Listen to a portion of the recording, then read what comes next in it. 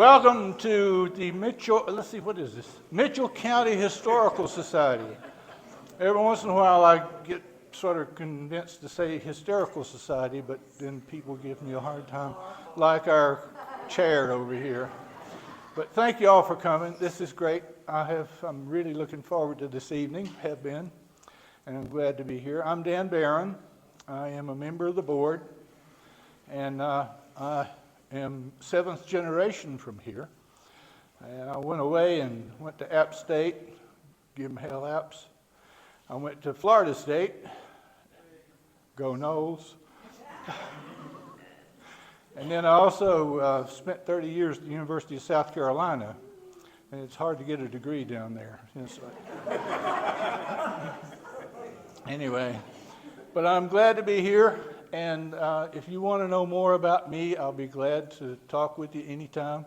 If you buy me an adult beverage, and we'll sit around and just chit-chat all day long if you like. But tonight, the Appalachian School and the Penland School of Craft. This is our program. And the programs for our programs go into October. And once a month, it's going to be the second Tuesday of every month, so keep track with us. Go to our website, and you'll find out what the theme will be. Tonight's theme is connections. I want you to please keep that in mind, connections. And tonight, or this evening, I'm going to weave you a story. I think that was I know that's sort of, goofy, but I thought it was appropriate for where we are, and really it's going to happen. Put that mic farther up. You can hear me? How's that? Now can you hear me? Yes. Okay. Next, I'm leaving you a story. The story that we're going to deal with tonight, the time frame is 1829 to 1929. And my model for the story is a tree. And as you know, trees grow from roots. And in order for a tree to grow, it has to have things nurturing the roots. And that's what we are going to deal with this evening, is what are the roots that grew this tree that's called the Penland School of Craft. Tonight, there will be a murder. Well, not tonight here. Unless, of course, I really do poorly. But a murder, and a young woman who wanted a better education than she could get anywhere around here. In my research, I ended up with the conclusion that I believe there's a very, very, very good possibility that had it not been for these two events, especially the murder, the Penland School of Craft would not be here. That is my conclusion. It would just not be here. We are going to take a journey, Tarcooka J to Penland, Cartootha J. That's a Cherokee Indian word. And I learned as I was working here that most Cherokee words are spoken without moving your lips. You don't ever have to say Cartootha J. Okay? Each one of these people has a role to play in this journey, and they're all connected, as you can see. That's the image that I want you to see. They are all connected. This is a map of North Carolina, South Carolina, late 1800s. And we're going to go over to Macon County. Cartootha J is just a little outside of Franklin. And Albert Seiler was born there in 1829. His parents, or the rest of his family, came up from down in the upper part of the state of South Carolina, but he was born actually here. The Seilers had a very, very good working relationship, a very positive relationship with the Cherokee people. but that's another story that we're going to have to deal with later. Joanna Capman came down from New York, and she had friends in the area. Of course, she met Albert. They fell in love, and they got married. They also gave some land for the first Episcopal church in that area, St. John's Noah. And Noah is a Cherokee word for evergreen. Their daughter, Fanny, was born, and along comes Alfred Morgan. He's a very bright young printer from up in Virginia. And what got him here, I'm not really sure, but he got here. They fell in love, and they were the first couple married in St. John's Episcopal Church. And, needless to say, they had a family. And they had 9 children, 3 of whom died early. And the ones that we're talking about, the children we're talking about tonight, is Rufus Morgan and Lucy Morgan.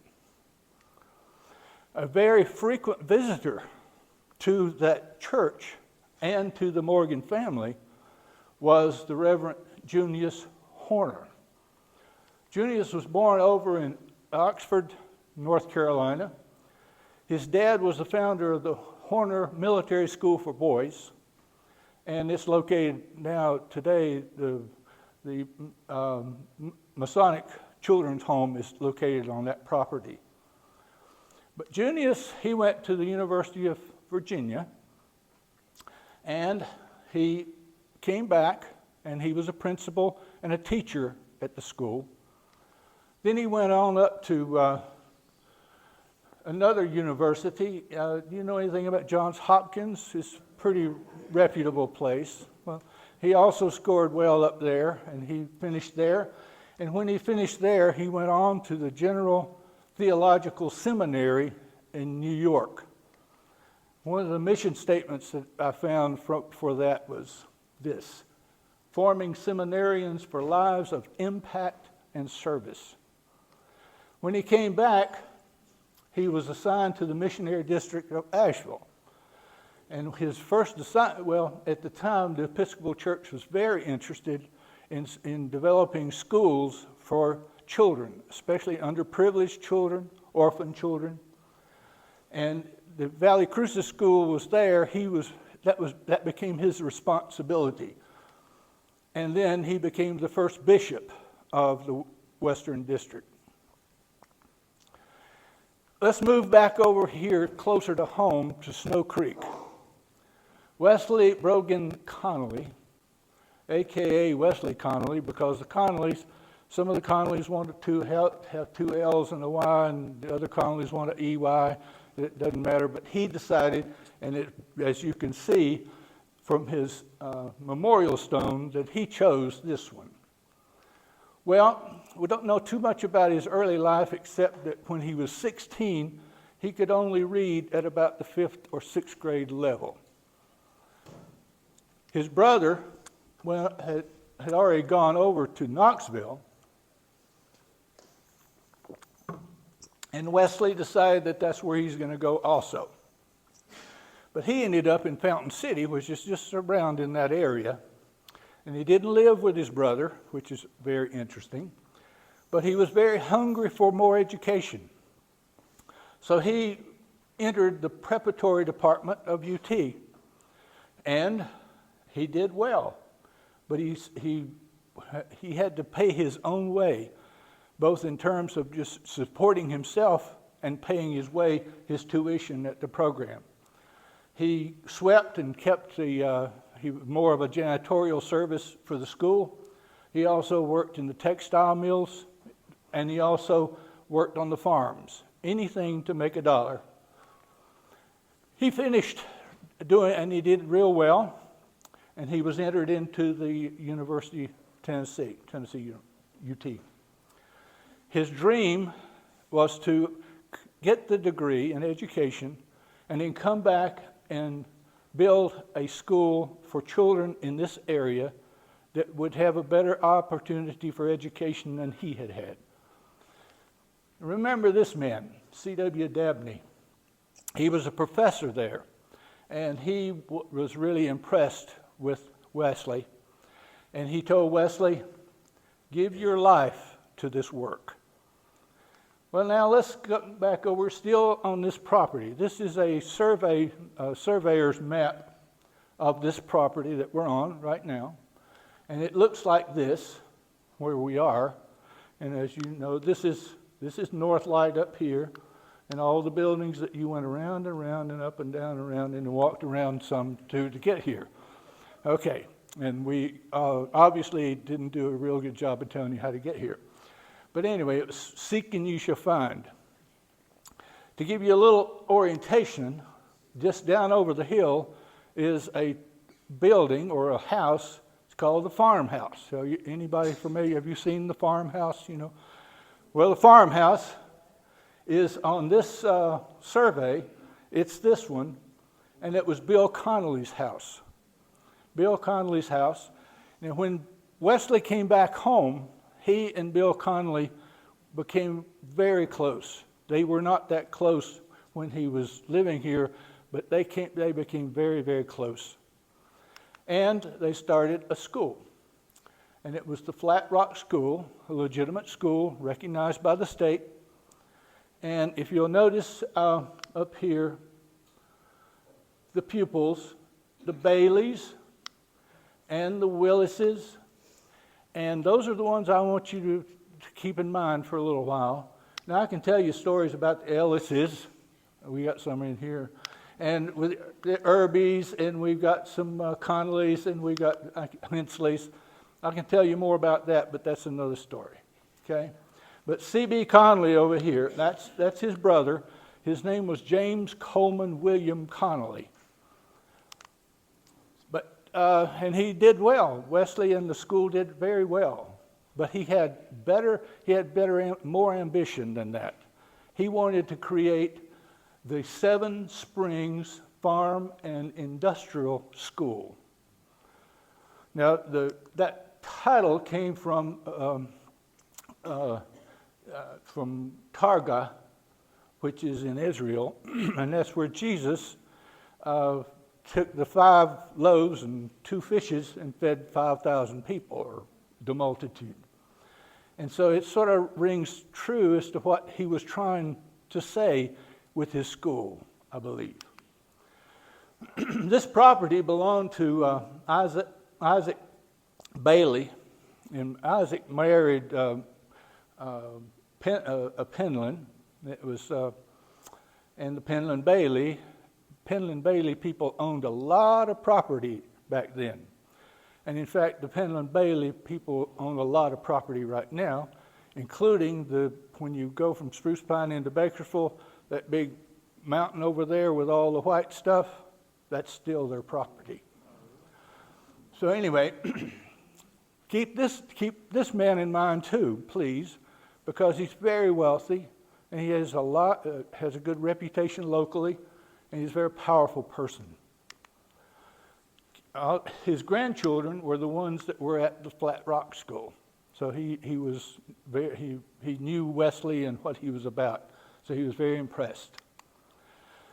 Give you another opportunity to see. Martin Parmalee was an architect in the Knoxville area.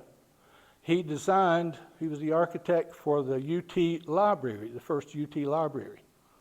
He was very highly respected, and he was the one who provided the drawings for this school, the first building of Wesley's school. And he did it gratis because he liked Wesley. Wesley then said, he went out and said, I got to make money, got to have money for the school. So he started selling the Bible Student Encyclopedia. He went down into Salisbury, he went over into Tennessee, he went all sorts of places to raise money. And then the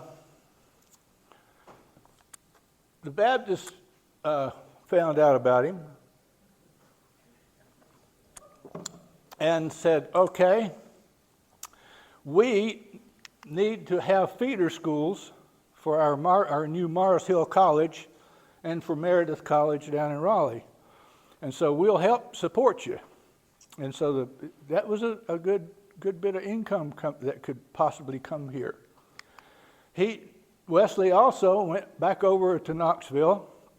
He met with all sorts of organizations, women's societies, the churches, just raising money for his school. Well, what I want you to be sure and see is here are the trustees for his school. And we go down here. Honorary, of course, means that these are people who are highly supportive of your school. These are not the action people.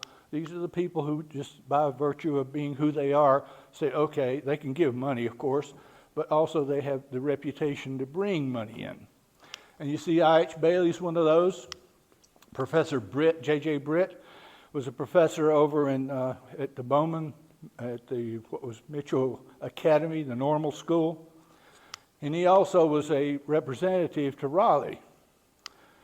And also it's the Honorable Locke Craig, 53rd Governor of North Carolina. And some other folks up here, but most importantly, the power down here.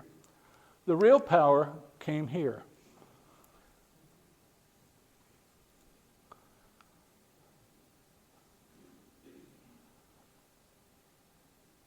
These men publicly said, we endorse this school. And by having that endorsement, that means money could be coming. It could be all sorts of very positive things for the school. So in 1906, Wesley was doing very well. He had a very, very bright future. There's no doubt in my mind. Because I've read more about than I'm just telling you. However, in 1907, tragedy struck. His brother, Bill Conley, was killed by James Hallman. James Hallman was a postmaster, and Bill worked in the grocery store, or the general store, beside the Penland post office. They got into a tiff, and Hallman killed him, shot him in the back of the head. And as my granddad would say, he lit out. And he was never seen or heard from again. And he was never caught, apprehended. I've not been able to trace him down in any shape, form, or fashion. Well, this absolutely devastated Wesley. And he just said, I just can't go on. I just can't do it. I just can't do it. So he got in touch with his friend, Junius Horner, because Junius before had tried to get him to work with him at the Valley Crucis School, but Wesley said, no, I want to do my own. But then Wesley said, I just can't do this. So he turned the property over to Junius Horner and the Episcopal Church. And this to me is the beginning of the Penland School of Handicrafts and Crafts and Craft, as far as I'm concerned. Because had this not happened, this would not have started this. Now you can call it the butterfly effect or that kind of thing, but I'm making that assumption. But there's a lot more to the story than this. Well, Reverend Horner, he changed the name from the Seven Springs to the Appalachian Industrial School. And Reverend Horner was a very busy person. And he said, I just don't have time to run this school. I need some help.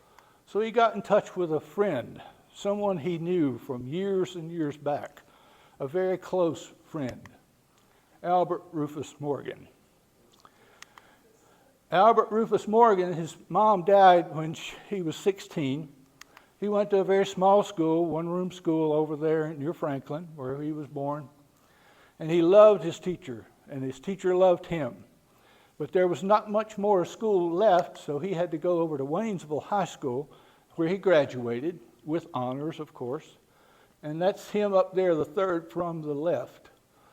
And then from Waynesville High School, he went to the University of North Carolina at Chapel Hill. And from the University of North Carolina at Chapel Hill, Reverend Horner said, Rufus, how about you go on up to New York and go to the General Seminary up there. And so Rufus said, okay, and he went up there and became a seminarian. While he was there, he went across town over to Columbia College, which is now Columbia University.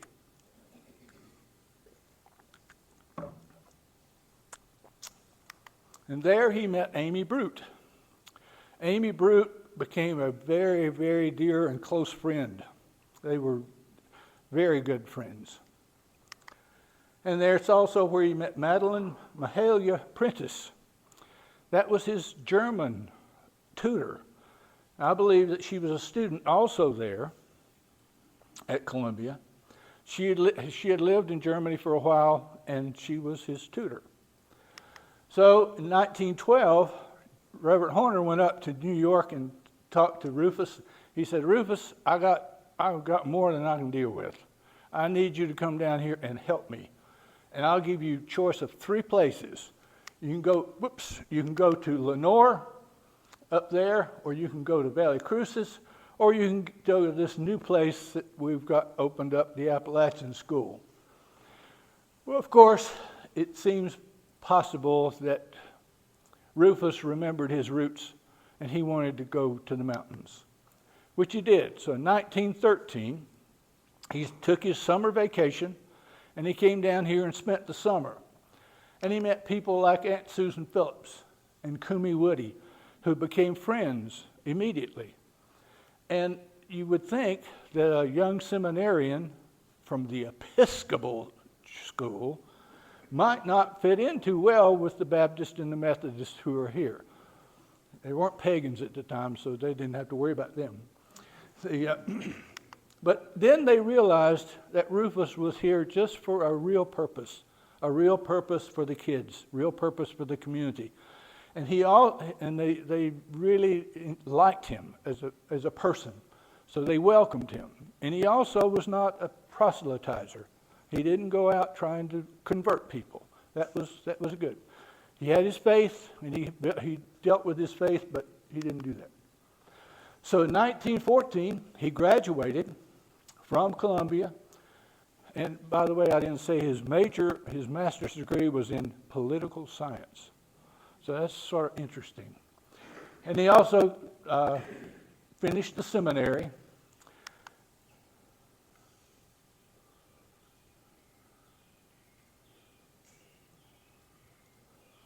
And that's what he decided to do. So he became in charge of the Appalachian Industrial School. Now, if you look closely, you might not see this, but Wes Conley is still a part. He's the financial person here. And a little bit, just throw this out as the second part of the story. Wes Conley stayed for a while, and he then went over to Asheville. He met Agnes Major, and from South Carolina, and they were married. Reverend Horner did the service for that, did the matrimonial service. And then he taught for a while in Asheville. Then they moved down to Marion, and he was still a school teacher. But that's the last that he had to do with this school. Also in 1914, lo and behold, he says they married Madeline Mahalia Prentice. And so they had, and to give you an idea where Madeline came from, this is an actual picture of her house in Fall River, which is just south of Boston and just east of Providence, Rhode Island. And so you see she was a pretty well-to-do person. But when they came down, they had to stay in what, now this is not the actual building that they were in. This is representative, and from what I've read, this is probably better than what they had to start with. Well, the community found, the school found better accommodations for them, so they didn't have to stay there for that long. They had 2 children, Rufus Jr. and Catherine, and another side story. Catherine's daughter has been a major, strong support person over in Macon County for the library system that's going through the LGBTQ crap that the people are laying on the library system. She's been a strong supporter of that, just as a side. 1917, Rufus said, Amy,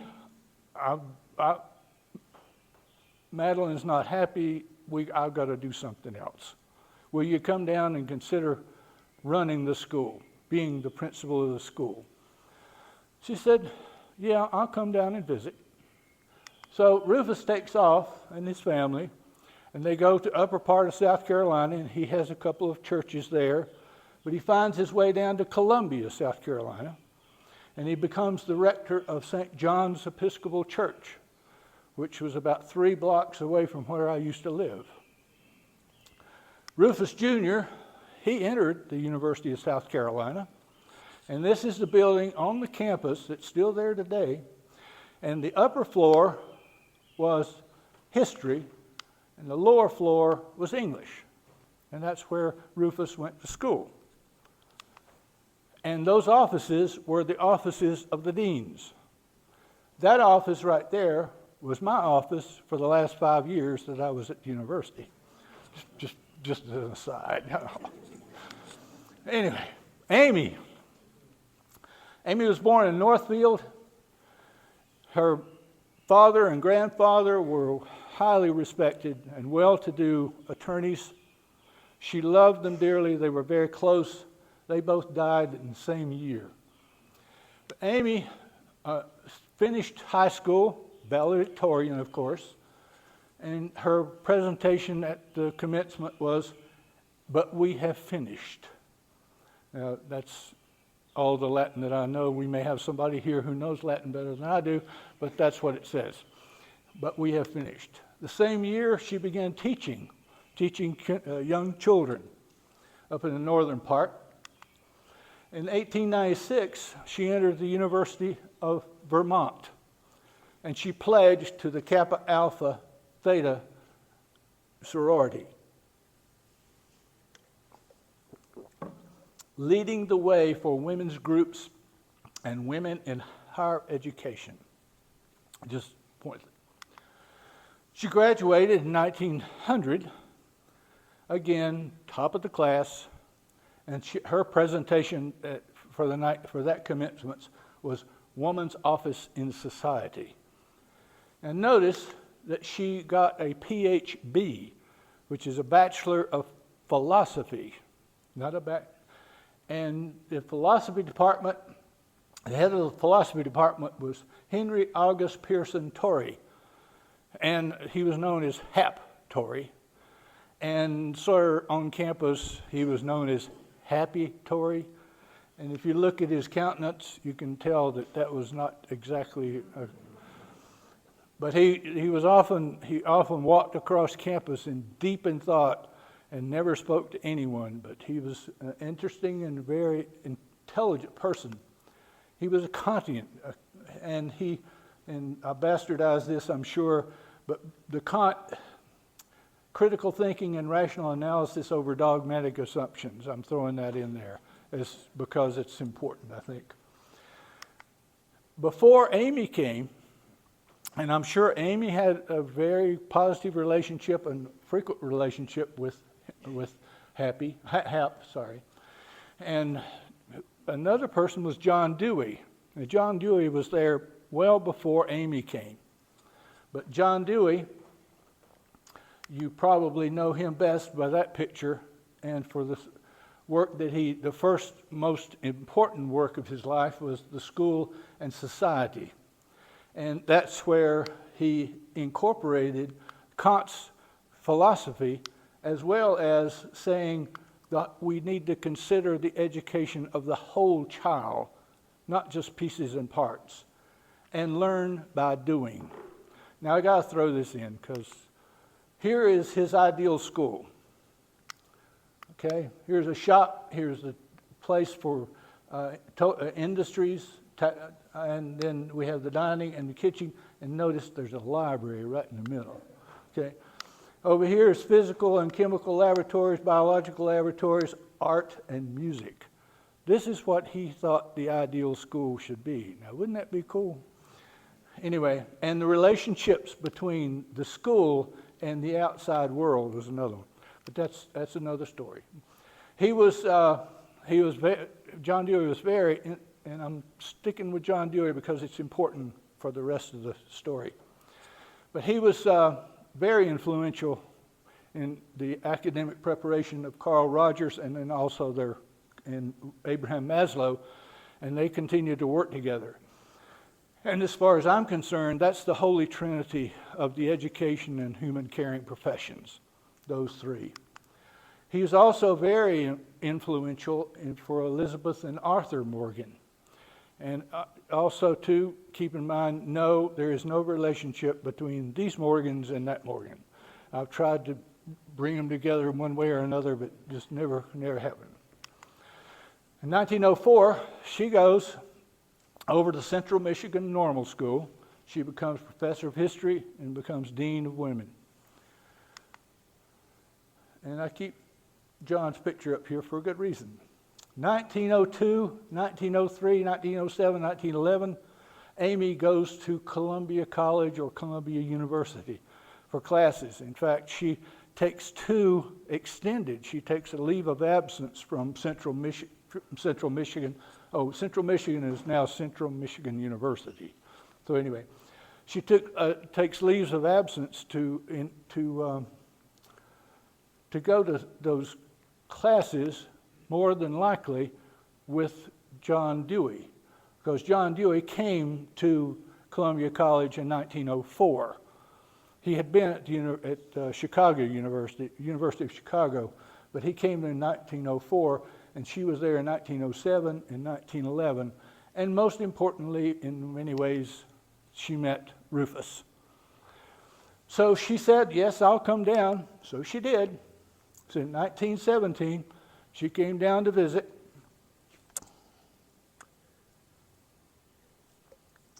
She liked what she saw. She said, yep, I'd like to do this. I will do that. But I have an obligation still to Central Michigan, and I can't come down. I can come down for summers, but I can't come down for the rest of the year. So Rufus said, now, well, what are we going to do? Well, Amy said, I know someone that I think would be able to fill this bill really well. I know her well, and I think that she'll do a really good job. And Rufus said, yep, I think you're absolutely right, since she's my sister. And so Lucy Callista Morgan. Callista is Roman and Greek for most beautiful. And I think that comes from her father, who was, I think, a reader, broadly read person. Anyway, she was 14 when her mother died. She also went to the small school, and then she went to her Aunt Lucy's house and lived there in Hickory and went to Aunt Lucy's school. Aunt Lucy had a private school. She taught in a private school. It wasn't her school, but she taught in a private school, and that's where Lucy finished up her degree, her high school. And again, Rufus probably had some influence on her to go to Central Michigan Normal School, where and one of her professors, of course, is Amy, and they became very well acquainted. And her time at Central Michigan could fill the rest of the evening, if not more, and there are stories galore of what she did while she was there, and it's fascinating. But she was very busy. 1912, she goes to the coal fields of West Virginia. She graduated in 1914 from Central Michigan, and in 1915 she went to Montana, and I believe that she taught in one of those insidious Indian schools. Then she came back and began teaching in the public school just outside of Chicago in 1915. In 1916 through 1918, she worked with the Federal Children's Bureau in Chicago, And the interesting thing here, she worked with the people who were involved with Hull House. And Hull House, John Dewey had been on their board for years. But then he left. But then, in 1916, she also took some courses at the University of Chicago. Well, it was founded in 1890, and John came along 2 years later, and he was there, and he formed the very first education program that became known as the Progressive Education Movement. Well, this is an aside too. About 25 years or more later, she goes back to Chicago to the World's Fair, driving this vehicle here. Can you imagine driving this vehicle from Penland to Chicago? Well, she did. And that's another story, which we'll talk about later. 1918, she goes to visit, and she said, "Oh, yes, I think this is exactly what I would like to do. But I've got to go back and finish my obligation to teach in the Chicago School in 1919. 1920,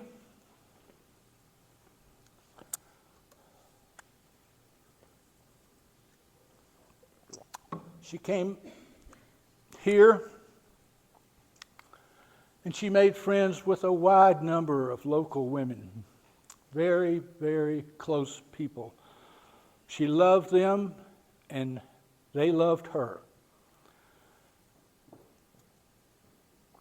And all of these will have stories about them that, again, we could spend a lot more time with. But the one I want to focus on was one of my ancestors, Susan Lucinda Wiseman Phillips. Somebody in here knows about her too, I think. Right. And I know somebody else, my cousin back there, knows about Miss Wiseman, right? Okay. Rufus had hoped, and I haven't yet centered in on how Rufus got so interested in weaving, but he was very interested in that. But Aunt Susan was the only person he found who had ever done weaving.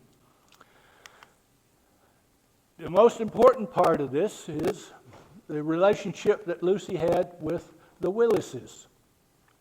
Remember I said keep the names of the Willises at the Flat Rock School? Well, that was their children.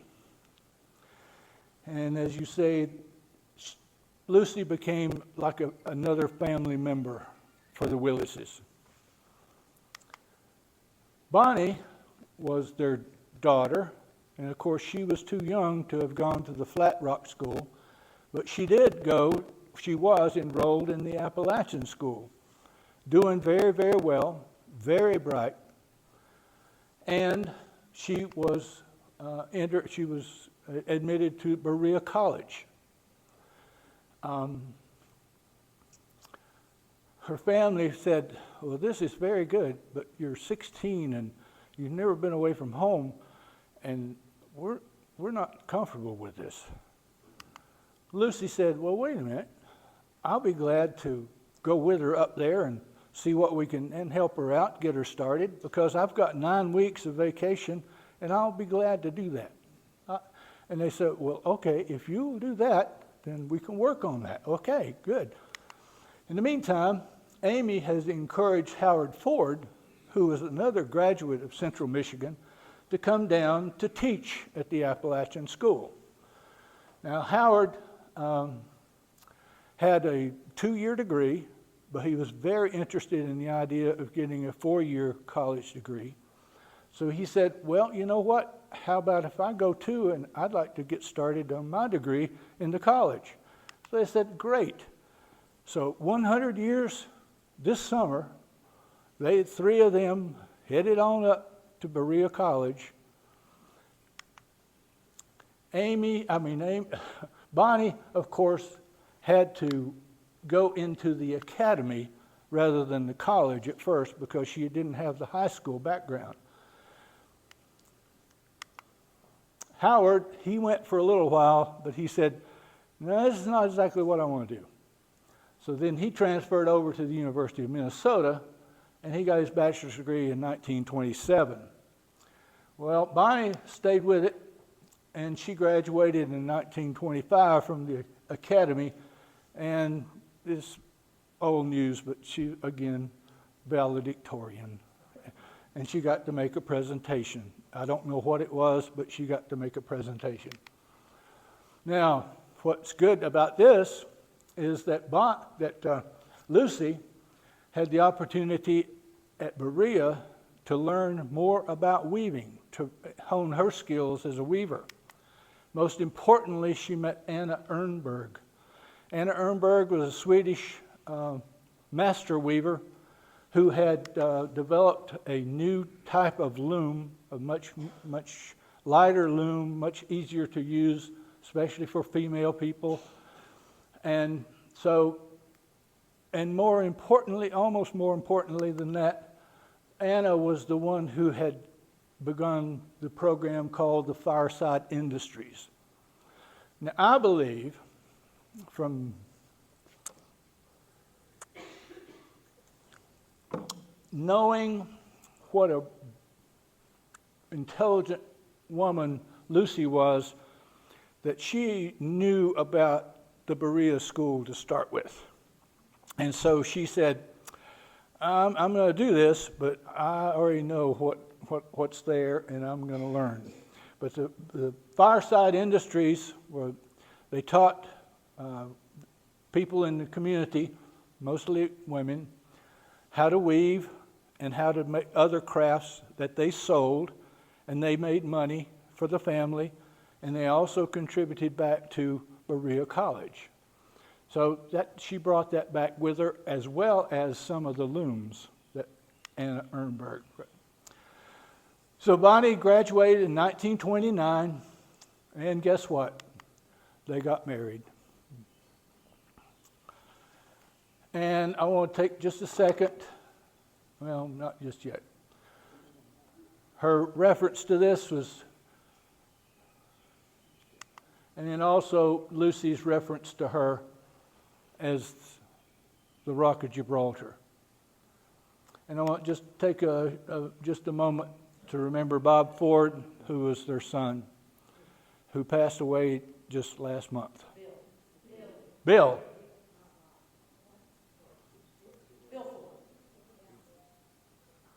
Well, you see, you have to make one mistake or it wouldn't be perfect. And this is also to see whether or not you're paying attention. Anyway, sorry about that. I will rectify that. Anyway, the last visitor that we want to talk about is Edward Worst. He had heard about Lucy and what was going on here at Penland, and he came down just to see what was happening. And Lucy said, well, as long as you're here, how about you going ahead and conducting a class, a workshop for people? He said, okay, that'll be fine. So he did, and she said, well, this went so well, how about next year you come back and we'll invite a bunch of other people as well, local people, yeah, but more people from out there. And he said, well, sure, bring them on. I'm cheating here. This is not the picture that I want because I've not been able to find a picture of the first class. But this is in the mid-30s. And you can see up here, that's Edward, I'm sure, right there. And over here is the famous chef. You know the famous chef? Henry. And I wrote a looking back about Henry, and his life is fascinating as the rest. Also, too, this is another part of Penland School that I think really needs to be researched and reported on, and that's the people behind the scenes, like the farmers, like the people who are actually, and another one that I worked on was Pearl Grindstaff. as I did an article on Pearl, what a wonderful person she was and how she contributed to everything that has gone on here. Anyway,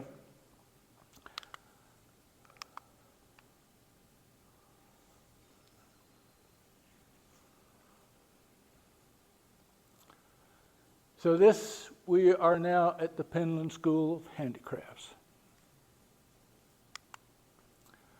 And all of these people and all of these events is what nurtured the creation and development of the Penland School of Handicrafts. Jumping ahead from 1929 to 2023, this took another person, and that's Lucy Morgan. Her tenacity, her vision, her commitment, her intelligence. She set the Penland School of Handicrafts on a continued journey to become the Penland School of Craft.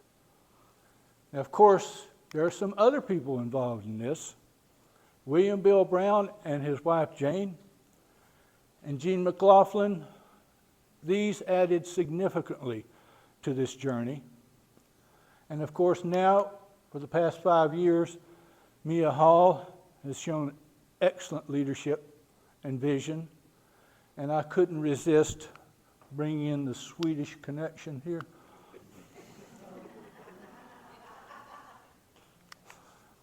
And if there is a moral to this story, which we may not need, it's looking at these connections is for us here tonight, and as we represent the community, is to look at what our connection is with this school and what this school's connection is with us and with the community.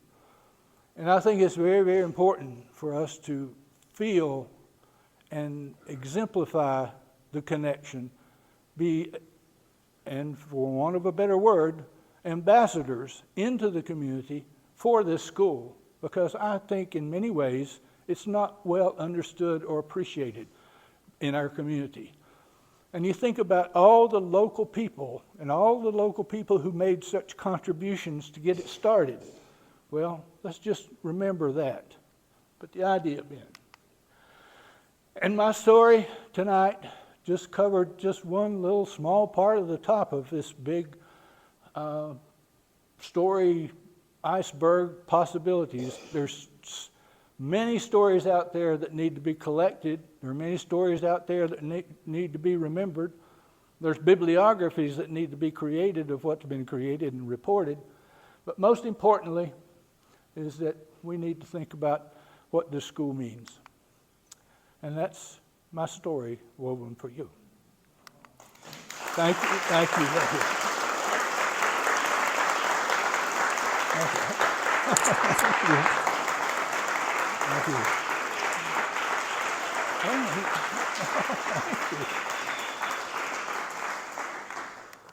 And if I did a little bit of work trying to find all of this for you, and like I said, there is so much more to tell. But thank you all for coming. If you have any questions, we have a person here in the front who knows more about the Episcopal Church than I do. He also, I got to know him because he was right across the street from where I was teaching. Is that right? Back in that other state. Back in the other state with those Gamecocks. Any questions? Geez, this is great. Go ahead, yes. So the guy who was so upset about the murder, he couldn't go on. Can you elaborate? Wes Conley? Yeah. What, I mean, obviously a murder is upsetting, but like, do you understand why that was a real, why he couldn't go on? There may be a familial connection that I missed. This is just from what I've read. And what I know is that he and his brother Bill, not Bob, but Bill, became very, very close when he came back home. And he was just devastated. And just like, Got a comment rather than a question. sure. You mentioned Meredith College early, and so you should know, if you don't already, that Gene McLaughlin is a graduate of Meredith College. Oh, okay. So that's another string. Oh, wow. That's great. I'll put that in. Now, this is being recorded, so you can go home and just play this back and forth and back and forth and back and forth all you want to. But it'll still be Bob instead of Bill. Any other questions or thoughts, comments? Do we know about the change in the spelling of Conley? What? What about the change in the spelling of Conley? Well, it's like McKinney's. Why do some of these McKinneys spell it one way and these McKinneys over here spell it another way? And I don't know. That's spelled but one way. Well, Conley Ridge here, of course, and that's basically, but again, to verify that that's what he said, if you go on, what? I found the Conleys that aren't related to these Conleys that I can find. Well, that's why we have people like me who are saying, let's see if we can't find it. I couldn't find the Morgan's relationship, and I couldn't find Holman. Was that woman any related? None, and it's spelled the same differently. Oh, okay. Hollman. And Lydia's was, Hoil. Yeah. Hoilman. Bruce. Well, what? H-O-L. One thing, I'm sure that people here that know this, but I don't exactly. Now, we got Lucy coming here to the school, and the next thing we know, it's now a school of crafts. Can you touch on how that happened exactly? My story is up to 1929.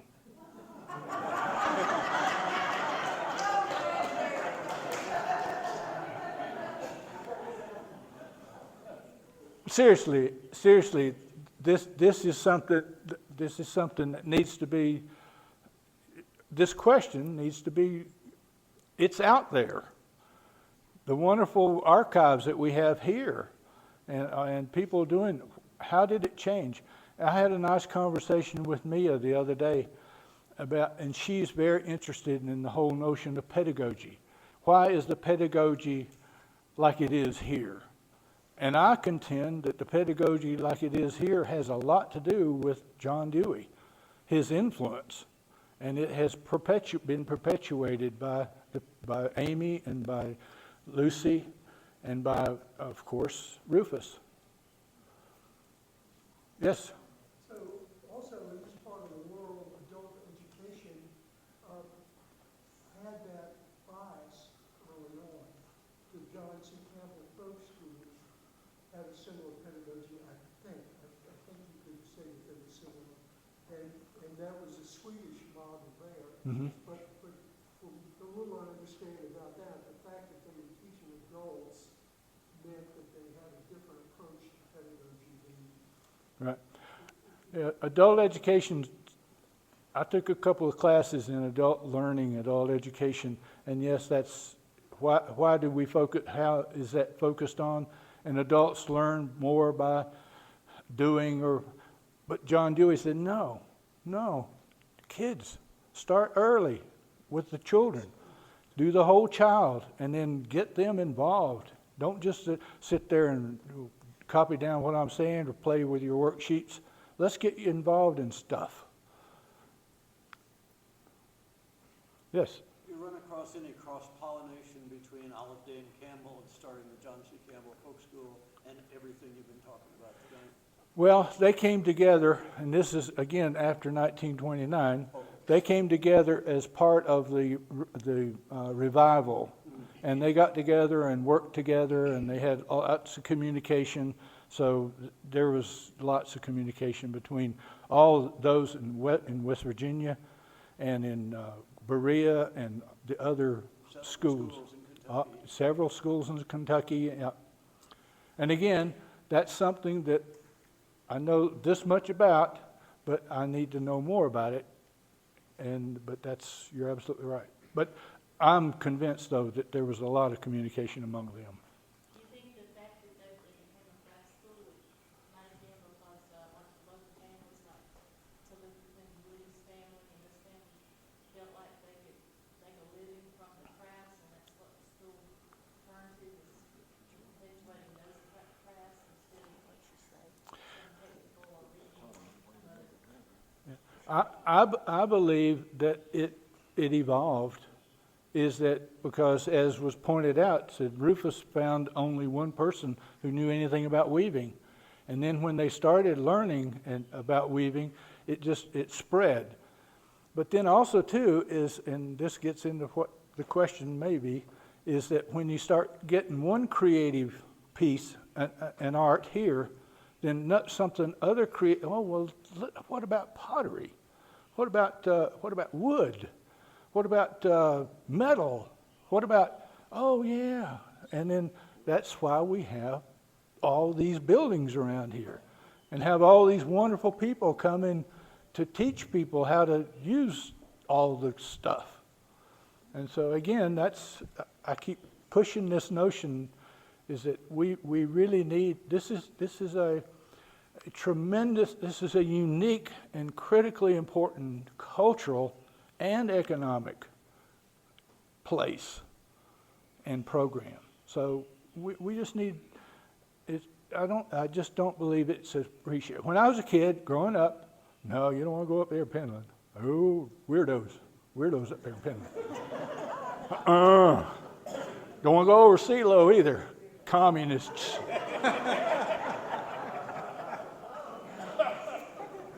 But other than that, I sort of got beyond that a little bit. Although there are some really strange, no, just kidding. But it's the whole notion I see right here on the front says keep Austin weird. That's another thing. Let's just keep things weird. And the other part about this is, and preaching to the choir, is that just let people be who they are and enjoy who they are. Because most of the people don't know these weird people because they don't know these weird people. They don't appreciate these weird people. And if they just get to know them, and that's the beautiful thing about our environment here, is we have a lot of artists, a lot of really good artists who are involved in the community, and they spread the word that, I may be weird and I may do stuff, but what I do is work. This is work. This is not just playing with mud. And so I think that message gets out, I think. Is there any connection between weaving with Penland School and the school of Midland? Crossnor? I'm sure there had to be something, but I don't know. I can't. That was Dr. Sloop. That was, But it didn't come from here, but. no, she came from Chicago, and there's so much about Dr. Sloop, but we'll have to explore that, Dan. I have never heard of any connection. Dr. Sloop did her own thing over there. Right. So that'd be interesting to find out. It might be, but Well, not a real connection that I'm aware of. Well, I have a feeling that all these helped each other to some extent, but you don't know. It was quite a distance Well, it's 46 miles. with no good roads. And no good roads, and Rufus walked it. He walked it, and so did, back and forth from Valley Cruces. What? Yeah. We need to figure that out. We can do that along with the book that we're working on. All right, we're going to work on that book too. Anything else? Well, thank you all so much for coming. I really appreciate you being here.